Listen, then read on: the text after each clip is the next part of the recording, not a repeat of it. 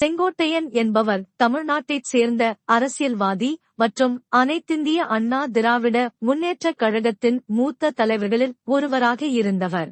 அவர் அண்மையில் விலிருந்து விலகி சட்டமன்ற உறுப்பினர் பதவியையும் ராஜினாமா செய்துள்ளார். தற்போது அவர் தமிழக வெற்றி கழகத்தில் இணைய உள்ளதாக தகவல்கள் தெரிவிக்கின்றன. செங்கோட்டையன் ஈரோடு மாவட்டம் கோபிச்செட்டிப்பாளையம் அருகேயுள்ள குள்ளம்பாளையம் கிராமத்தைச் சேர்ந்தவர். இவரது அரசியல் பயணம் திராவிட முன்னேற்றக் கழகத்தில் இருந்து தொடங்கியது. 1972-இல் எம்.ஆர். அண்ணா திராவிட முன்னேற்றக் கழகத்தை தொடங்கிய போது அவருடன் இணைந்தார். இவர் 9 முறை தமிழ்நாடு சட்டமன்ற உறுப்பினராக தேர்ந்தெடுக்கப்பட்டுள்ளார்.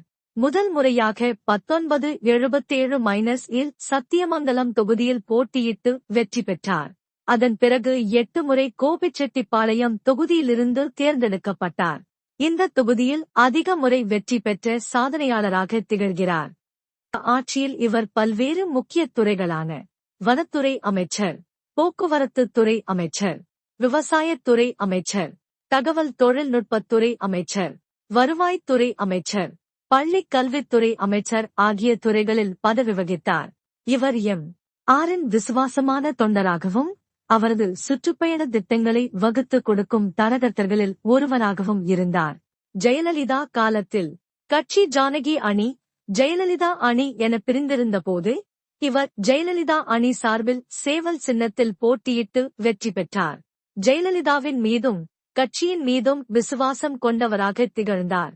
ஜெயலலிதாவின் தேர்தல் பிரச்சார பயணங்களை வகுத்து செயல்படுத்தும் பொறுப்பை இவரே பெரும்பாலும் கவனித்து வந்தார்.